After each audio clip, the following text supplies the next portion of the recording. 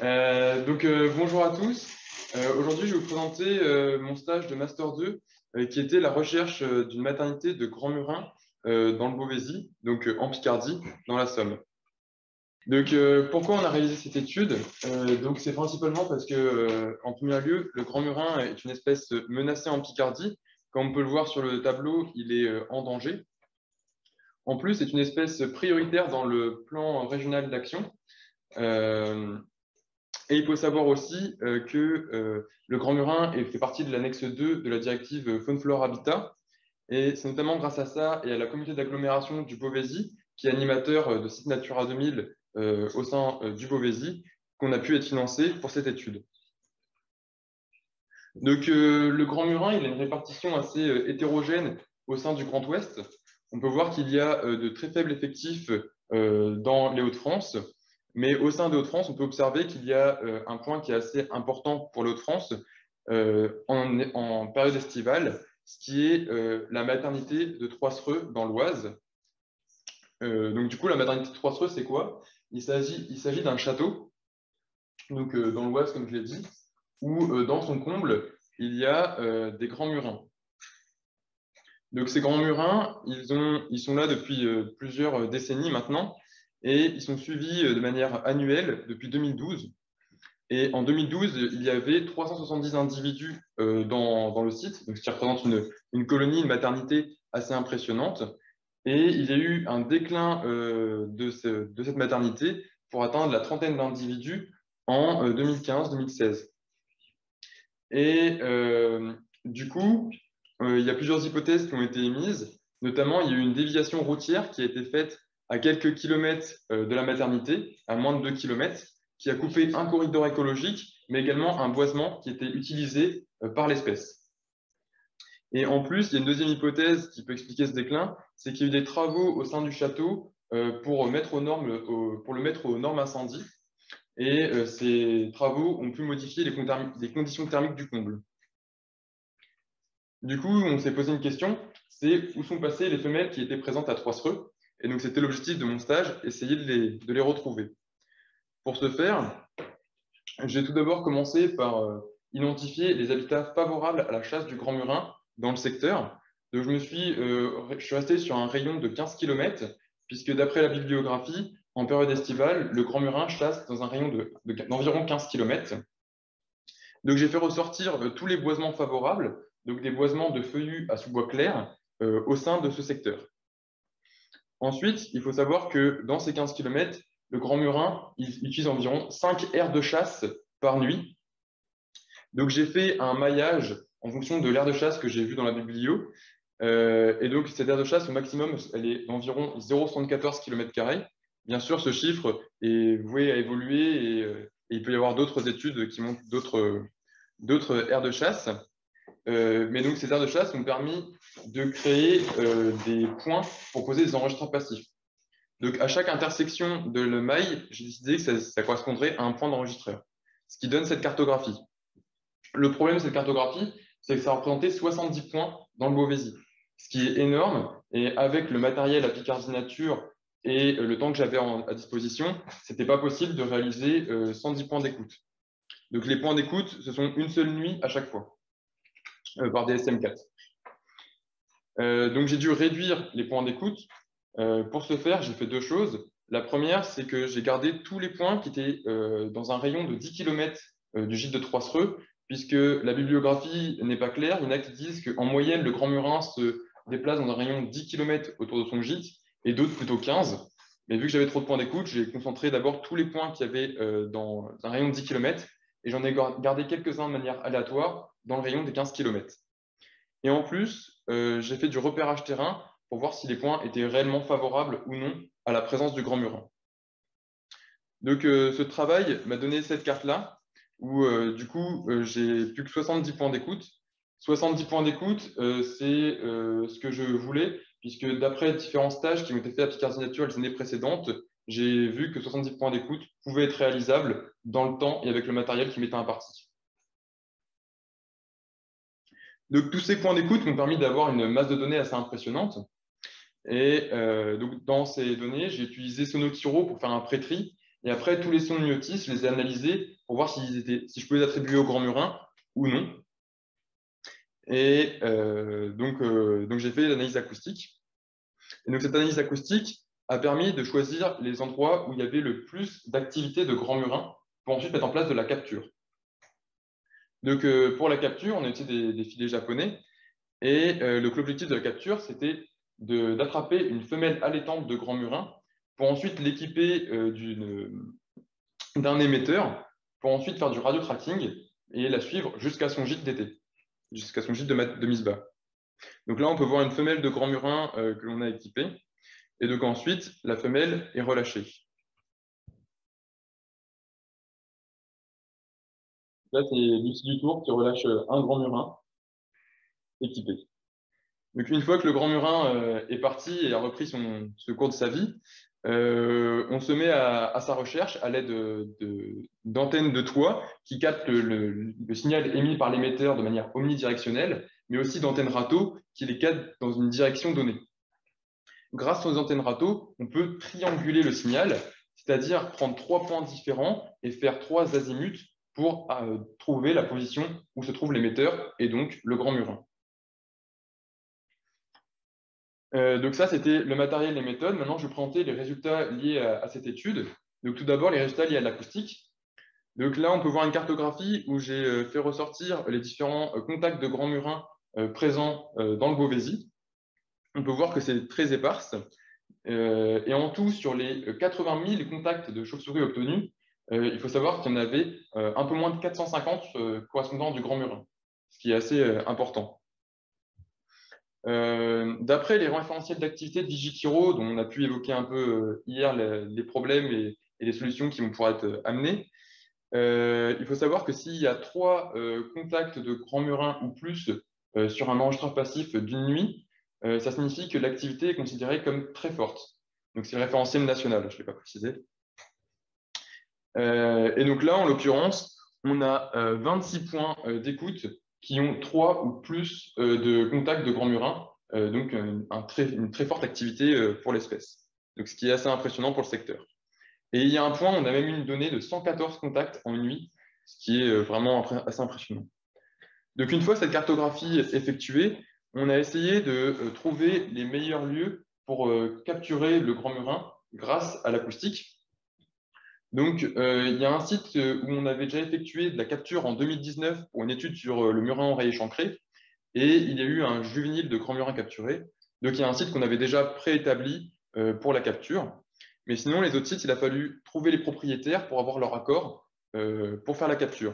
Donc, il y avait des sites de l'ONF. Donc, l'ONF était en partenariat dans cette étude, donc ça a été assez facile d'obtenir l'autorisation.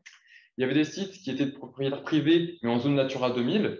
Donc, encore une fois, grâce à la communauté d'agglomération du Beauvaisis, on a eu les contacts assez facilement. Et d'autres sites qui étaient hors Natura 2000 et propriétaires privés, où là, c'était assez compliqué de trouver les contacts, mais on a réussi à en obtenir plusieurs et pouvoir faire une semaine de radiotrack et de capture.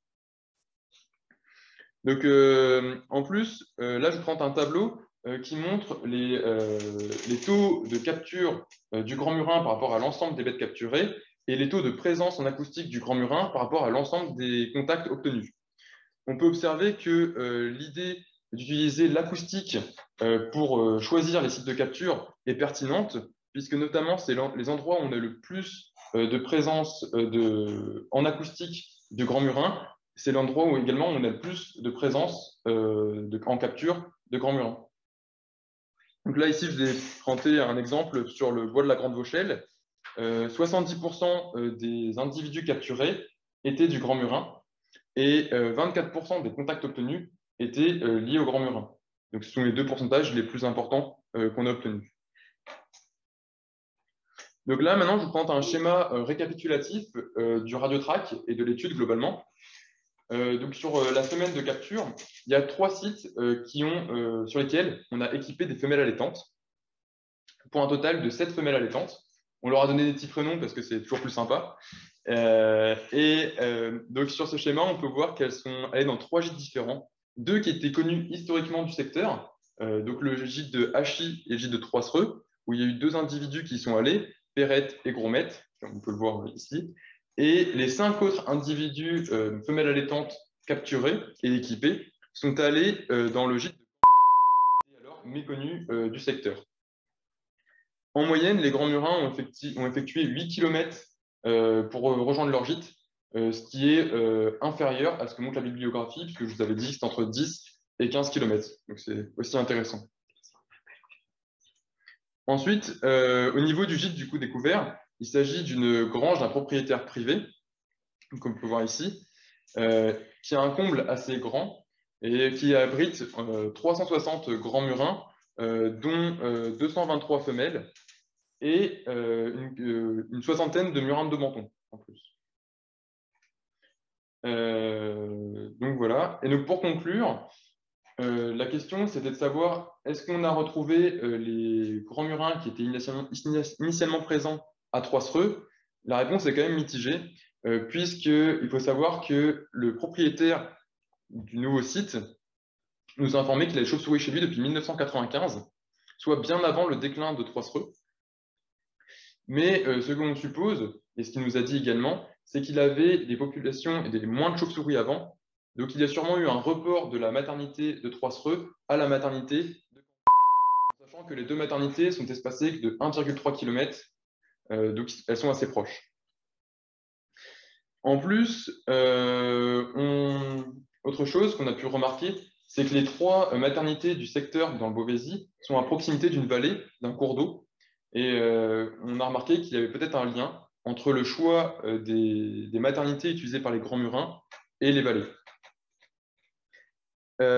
Autre chose, pour finir, c'est oui, l'objectif final de cette étude, c'est bien sûr de protéger les populations de grands murins sur le long terme.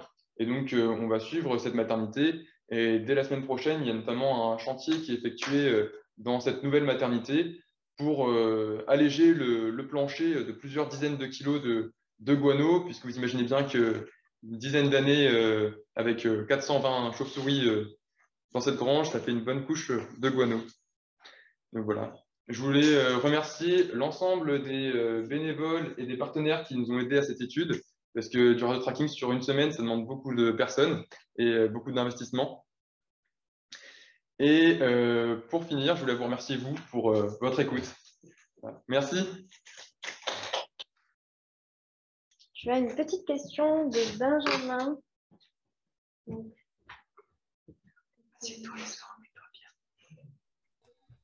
Mais Antoine a déjà répondu. Il a répondu juste après que je pose la question. C'était la distance, c'est 1,3 km. Effectivement, souvent, ça ne se déplace pas très loin. Et puis, qu'est-ce que je mettais d'autre? Autrement, je ne sais pas. Bon, j'imagine que vous avez ça en tête, mais il y a beaucoup d'informations dans l'étude sur les grands murins de Bretagne vivante, le transpondage notamment. Il y a plein de choses. Fred a plein d'infos sur le lien, la fidélité, disons, et presque l'exhaustivité, enfin pas l'exhaustivité, le fait que ce soit chaque territoire de chasse favorable, disons, est lié à une colonie en général. Alors après, c'est vrai que quand ça éclate ou que c'est des métacolonies, c'est peut-être un peu moins évident, mais voilà, c'est sûr que quand ça bouge comme ça, c'est bien de connaître ces territoires de chasse parce que ça permet éventuellement de les retrouver après.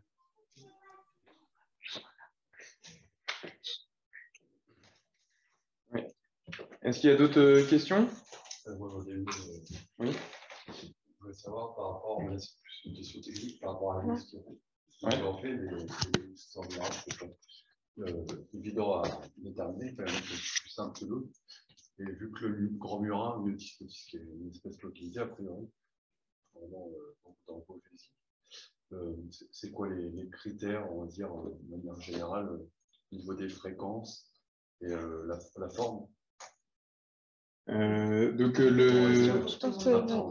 Répète la question pour que tout le monde entende. Je ne sais pas si tout le monde a fait. Donc la question de Brice, c'était par rapport aux signaux du grand murin. Étant donné que c'est un myotis et qu'on connaît la complexité d'identifier les myotis en termes d'acoustique en expansion de temps, il me demandait comment on fait et à quoi ressemblent les signaux du grand murin. Donc effectivement, les myotis, ce sont les plus compliqués à identifier et on a même souvent du mal à aller jusque l'espèce. Mais le grand murin, c'est une espèce qui fait énormément d'absence bas donc, qui a aussi une certaine régularité dans l'émission des signaux. et une forme assez caractéristique avec une fréquence du maximum d'énergie qui est assez basse et une répartition également de l'énergie dans le signal qui est plutôt basse. Et donc ces critères sont assez caractéristiques. Mais effectivement, il y a beaucoup de sons que j'ai classés j'allais dire myobec, mais en complexe myotis de Bechstein, myotis grand murin, parce que c'est deux espèces qui sont assez compliquées à discriminer l'une de l'autre. Par exemple, une petite Terre qui fait du claquement bas. Oui. Alors, je crois qu'il faut aussi de l'absence basse. Exactement. Avec une fréquence de 20, on peut aller jusqu'à 70 ou plus, je crois. Oui. C'est un peu la même forme. Alors, pour le mutisme intérieur, souvent, il a une largeur de bande qui est plus grande que le grand murin et il fait très régulièrement du claquement bas. Donc, sur des longues séquences, on a souvent du claquement bas dans les signaux, ce qui permet de savoir que le grand murin ne fait pas de claquement bas s'il y a des récurrences qui sont assez élevées, donc ce qui le discrimine assez facilement. Ok. Apparemment, on a encore des questions du coup sur le chat. Du coup, tu l'as juste là, Antoine. Donc. Bonjour, je me demandais avec quel master tu as fait ce stage et quelle part a pris le stage dans le master, sinon super travail. C'était de Enora Legal. Donc avec quel master? Donc j'étais en master gestion et conservation de la biodiversité à Brest, qui est un très bon master, si jamais je le conseille. Et du coup, c'était mon stage de master 2, donc qui a duré 5 mois, à partir de avril jusqu'à fin août. Et à l'issue de ce stage, j'ai été embauché à Picardie Nature pour continuer à travailler sur les chiro. Donc voilà. De Marion Barty, est-ce qu'on peut retrouver votre rapport de stage dans son intégralité quelque part? Donc non, parce que globalement, cette colonie, c'est un très fort enjeu. Donc la diffusion du rapport de stage est assez confidentielle. Mais comme on me le mentionne juste devant moi, sur le site de Picardie Nature, on a déjà rédigé un article et il y aura un article également qui sera fait, qui est rédigé, mais qui paraîtra sûrement en décembre, janvier, dans la revue naturaliste de Picardie Nature, Labo 7. Donc, il y aura quand même pas mal d'informations qui seront communiquées sur ce stage. Des questions ou pas? J'ai pas vu que je. Avez-vous suivi des animaux de nuit ou retrouvé les gîtes uniquement de jour? Très bonne question, Quentin. Donc, on s'est un peu amusé la nuit à suivre les bêtes.